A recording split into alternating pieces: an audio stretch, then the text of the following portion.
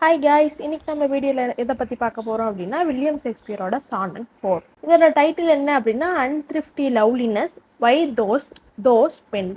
நான் போன வீடியோவில் சொன்ன மாதிரியே இந்த சானட்டும் ப்ரோக்ரியேஷன் ஆர் ஃபேரிட் சானட்னு சொல்லுவாங்க. ப்ரோக்ரியேஷன் சானட்னா என்ன அப்படின்னா, இவர் ஷேக்ஸ்பியர் வந்து அவர் ஃப்ரெண்டுக்காக எழுதியிருப்பார். அவரோட ஃப்ரெண்டோட நேம் மென்ஷன் பண்ணாமல் என்ன ரெஃபர் பண்ணியிருப்பாங்க அப்படின்னா ஃபேரியத்துன்னு ரெஃபர் பண்ணியிருப்பாங்க. அதனால தான் 1 to 126 சானட்ஸை வந்து ஃபேரியட் சானட்ஸ்னும், ஃபஸ்ட்டு 17 என்ன சொல்லியிருப்பாங்க அப்படின்னா அவர் வந்து மேரேஜ் பண்ணாமல் இருப்பார். மேரேஜ் பண்ணி சில்ட்ரன்ஸ் வந்து உனக்கு இருக்கணும் அப்படிங்கிறத வந்து அவருக்கு சொல்கிற மாதிரி இந்த சானட்ஸ்னு எழுதுனதுனால இது ப்ரோக்ரியேஷன் சானட்ஸ்னு சொல்லுவாங்க. இப்போ வந்து போயம் லைன்ஸ் பார்க்கலாம். First line, unthrifty loveliness why dost spend. இதில் அன்த்ரிஃப்டி அதுக்கு மீனிங் என்ன அப்படின்னா சிக்கனமே இல்லாமல் இருக்காங்கன்னு சொல்கிறாங்க இல்லையா, அதுதான். இப்போ வந்து ஷேக்ஸ்பியர் அவர் ஃப்ரெண்டுக்கிட்ட என்ன சொல்கிறாரு அப்படின்னா, உங்ககிட்ட வந்து சிக்கனமே இல்லாமல் அவ்வளோ லவ்லினஸ் அவ்வளோ பியூட்டி இருக்குது, ஆனால் அதை ஏன் நீ வேஸ்ட்டாக ஸ்பெண்ட் பண்ணுற அப்படின்னு வந்து கேட்குறாரு. இந்த இடத்துல வை தோஸ் பெண்டுன்னு இருக்கு இல்லையா, தோஸ்ட் அப்படிங்கிறது வந்து நம்ம டூ ஃபார்ம் சொல்லல, வை டூ சொல்லுவோம்ல, அதுக்கு வந்து அவர் யூஸ் பண்ண வேர்டு தான் தோஸ்ட்டு. நெக்ஸ்ட்டு தோ அப்படின்னா யூன்னு அர்த்தம். வை டூ யூ ஸ்பெண்ட், நீ ஏன் வந்து இப்படி வேஸ்ட்டாக ஸ்பெண்ட் பண்ணுற அப்படிங்கிற மாதிரி கேட்குறது தான் அது. Next line, upon thy self thy beauty's legacy. Okay, இந்த இடத்துல தை அப்படின்னா யுவர்னு அர்த்தம். அதாவது உன்னோட பியூட்டியோட லெகசியை நீ உனக்குள்ளேயே வச்சுக்கிற, யாரு கூடயும் ஷேர் பண்ணாமல் உன் பியூட்டியை வேஸ்ட்டாக நீயே வந்து செல்ஃபாக வச்சுக்கிற அப்படிங்கிற மாதிரி சொல்கிறாரு.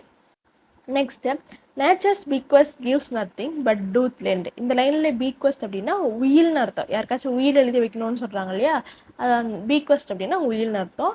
இதில் என்ன சொல்கிறாங்க அப்படின்னா, ஷேக்ஸ்பியர் அவர் ஃப்ரெண்டுக்கிட்ட என்ன சொல்கிறாரு அப்படின்னா, நேச்சர் வந்து ஒரு பர்சனுக்கு பர்மனண்ட்டாக எந்த பியூட்டியும் கொடுக்காது, இந்த பியூட்டி வந்து பர்மனண்ட்டாக உனக்கு தான் சொல்லிட்டு நேச்சர் யாருக்கும் உயில் எழுதி கொடுக்காது. பட் டூத் லெண்ட் அப்படின்னா, ஆனால் கடன் கொடுக்குற மாதிரி ஒரு பர்டிகுலர் டைமில் தான் இந்த பியூட்டி உங்ககிட்ட இருக்கும்னு நேச்சர் வந்து எல்லாத்துக்கும் கொடுக்கும்னு சொல்கிறாரு.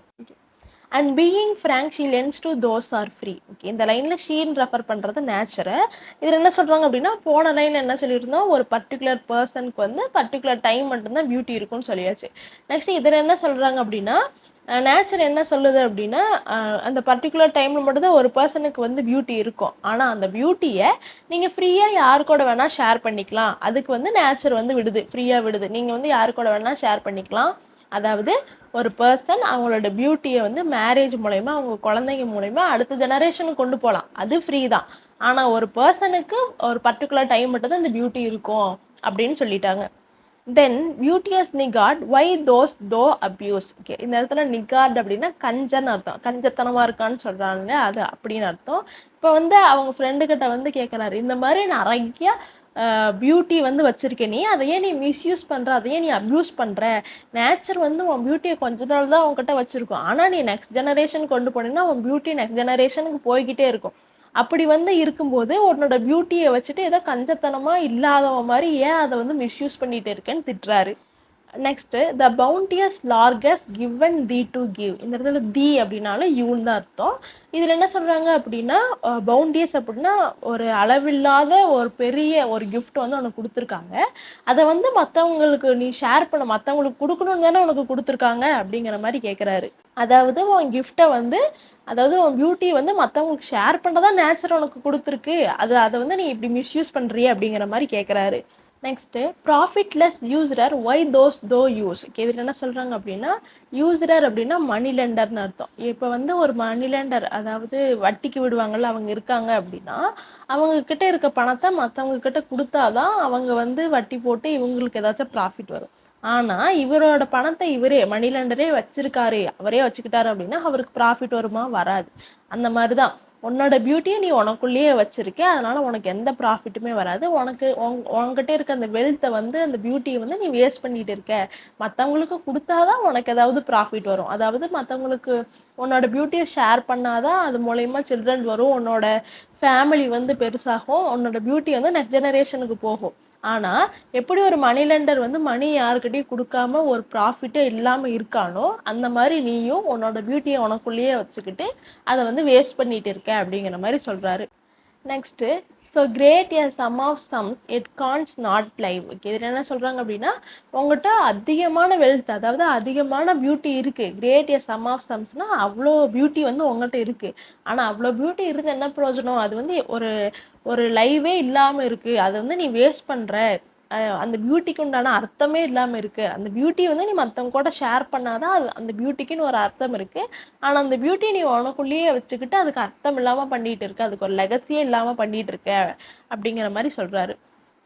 Next for having traffic with thy self alone. Okay, thy அப்படின்னா யுவர்னு அர்த்தம்.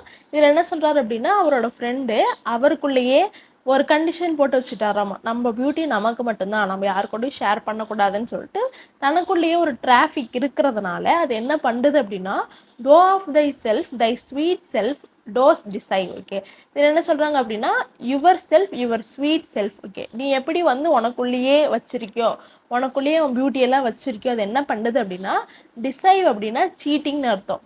அது வந்து உன்னையுமே சீட் பண்ணுது. அதாவது உன் பியூட்டி உனக்குள்ளேயே வச்சிருக்கிட்டு நமக்கு மட்டும்தான் நீ நினைக்கிற, ஆனால் அப்படி நீ நினைக்கிற அந்த விஷயம் வந்து உன்னையுமே சீட் பண்ணுது அப்படிங்கிற மாதிரி சொல்கிறாரு. அதாவது இவரோட செல்ஃப் லவ் என்ன பண்ணுது அப்படின்னா நம்மக்கிட்ட இருக்க இந்த பியூட்டியை நம்ம யாரு கூடயும் ஷேர் பண்ண வேணாம், நம்மளோட அடுத்த ஜெனரேஷனுக்கு இந்த பியூட்டி போக வேணாம், நமக்குள்ளேயே அது இருக்கணும்னு நினைக்குது. அப்படி அவர் செல்ஃப் லவ் வந்து நினைக்கிறது என்ன ஆகுது, என்ன ரிசல்ட் கொடுக்குது அப்படின்னா காலப்போக்கில் இவரோட பியூட்டி வந்து போயிடும். நெக்ஸ்ட்டு இவர் வந்து இவ்வளோ பியூட்டிஃபுல்லாக இருந்தாருன்னு எந்த ஒரு ரெக்கார்டும் இருக்காது. ஒருவேளை அவர் யார் கூடயும் ஷேர் பண்ணியிருந்தாருன்னா அவரோட நெக்ஸ்ட் ஜெனரேஷன் இவரோட பியூட்டியை வந்து டிரான்ஸ்ஃபார்ம் பண்ணியிருப்பாங்க. ஸோ இவர் இப்படி இருந்தாருன்னு சொல்லலாம்.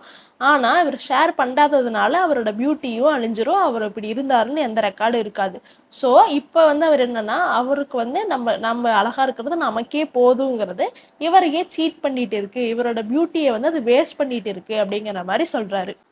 Then how when nature calls தீ டு பி கான். ஓகே, இப்போ என்ன கேட்குறாரு அப்படின்னா இப்படி இருந்த இப்படி வந்து நேச்சர் கொடுத்த கிஃப்ட்டை நீ யூஸ் பண்ணலை அப்படின்னா அந்த நேச்சர் மட்டும் உன்னை எப்படி சாக விடுன்னு நினைக்கிறேங்கிறாரு. ஏன் அப்படின்னா முன்னாடி என்ன சொல்லியிருந்தோம், நேச்சர் ஒரு பர்சனுக்கு பர்டிகுலர் டைம் தான் பியூட்டி கொடுக்குன்னு சொல்லியிருந்தோம். நெக்ஸ்ட்டு அந்த பர்டிகுலர் டைமில் ஒரு வேளை நீங்கள் மற்ற யாருக்கூடய ஷேர் பண்ணணும்னு நினச்சா ஃப்ரீயாக ஷேர் பண்ணிக்கலாம். இதுதான் நேச்சரோட கண்டிஷன். நீ வந்து இது அதோட கண்டிஷனை வந்து நீ இப்போ எதுவுமே பண்ணலை, அதை வந்து நீ யூஸே பண்ணலை அப்படிங்கும்போது நேச்சர் மட்டும் உன்னை எப்படி சாகிறதுக்கு விடுன்னு நினைக்கிற அப்படிங்கிற மாதிரி கேட்குறாரு. வாட் அக்செப்டபிள் ஆடிட் கான்ஸ் தோ லீவ். ஓகே, இதில் என்ன கேட்குறாங்க அப்படின்னா ஆடிட் அப்படின்னா ஒரு ரெக்கார்டு அக்கௌண்ட்டு அதெல்லாம் சொல்லுவோம் இல்லையா. இப்போ வந்து அவரோட ஃப்ரெண்டுக்கிட்ட என்ன கேட்குறாரு அப்படின்னா நீ இந்த உலகத்தில் வாழ்ந்ததுக்கு என்ன ரெக்கார்டு இருக்குது, என்ன ரெக்கார்டை வந்து நீ விட்டுட்டு போகிற, நீ வாழ்ந்த அப்படிங்கிறதுக்கு என்ன ஒரு ஆதாரம் இருக்குது அப்படின்னு சொல்லிட்டு கேட்குறாரு. இவர் ஏன் இப்படி கேட்குறாரு அப்படின்னா அவரோட ஃப்ரெண்டு வந்து அவரோட பியூட்டியை யாரு கூடயும் ஷேர் பண்ணல, அது யூஸ் பண்ணல. ஸோ அவருக்கு வந்து நெக்ஸ்ட் ஜெனரேஷன் சில்ட்ரன்ஸ் கிடையாது அப்படிங்கும்போது நீ வாழ்ந்ததுக்கு என்ன ஆதாரம் இருக்குது அப்படின்னு சொல்லிட்டு கொஷின் பண்ணுறாரு. Next thy unused beauty must be tombed with thee. Okay, இப்போ என்ன சொல்கிறாரு அப்படின்னா நீ இந்த மாதிரி உன்னோட பியூட்டியை யூஸ் பண்ணலை அப்படின்னா உன் அன்யூஸ்டு பியூட்டியும் உன் கூடயே சேர்ந்து உன் கல்லறைக்கு தான் வரும். இப்படி ஒருத்தன் வாழ்ந்தான்னு எந்த ஒரு அடையாளமே இருக்காதுன்னு சொல்கிறாங்க.